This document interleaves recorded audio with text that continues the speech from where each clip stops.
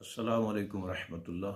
الحمد للہ وحدہ والصلاۃ والسلام علی من لا نبی بعد، اما بعد فاعوذ باللہ من الشیطان الرجیم، بسم اللہ الرحمن الرحیم۔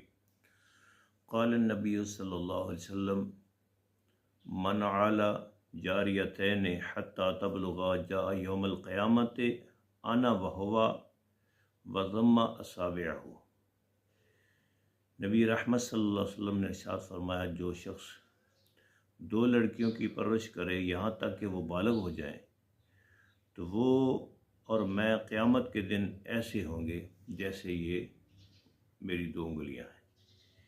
ایک اور حدیث میں ہے، من عال جاریتین دخلت انا وهو الجنت کہاتین واشارہ باصبعیہ، کہ جس نے دو لڑکیوں کی پرورش کی وہ اور میں جنت میں ایسے داخل ہوں گے جیسے میری یہ دو انگلیاں ہیں۔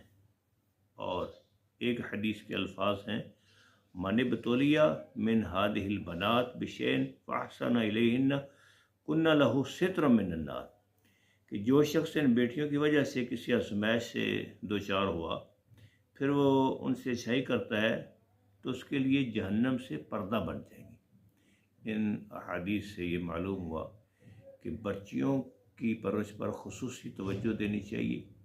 معاشرے کی تشکیل جو ہے وہ ان بچیوں سے ہوتی ہے۔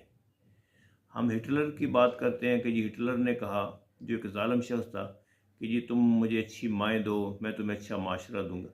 نبی رحمت صلی اللہ علیہ وسلم کے فرامین پر کوئی غور نہیں ہے۔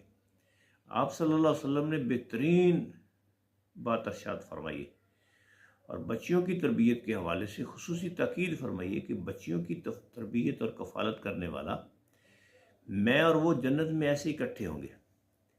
ایک حدیث میں یہ بھی ہے کہ جس نے بچیوں کی، جس کو اللہ تعالیٰ نے دو بیٹیاں عطا فرمائی اور وہ ان کی اچھی تربیت کرتا ہے اور پھر بالغ ہونے پر ان کی شادی کر دیتا ہے، میں اور وہ جنت میں ایسے ساتھ ہوں گے۔ اللہ پاک پیغمبر صلی اللہ علیہ وسلم کے فرامین کے مطابق ہمیں عمل کی توفیق عطا فرمائے کہ ہم اپنی بچیوں کی تربیت جو ہے وہ اسلامی نہج پر کریں۔ اللہ نیک اعمال کی توفیق بخشے اور اللہ ہماری بیٹیوں کی مقدر اچھے فرمائے۔ السلام علیکم ورحمۃ اللہ۔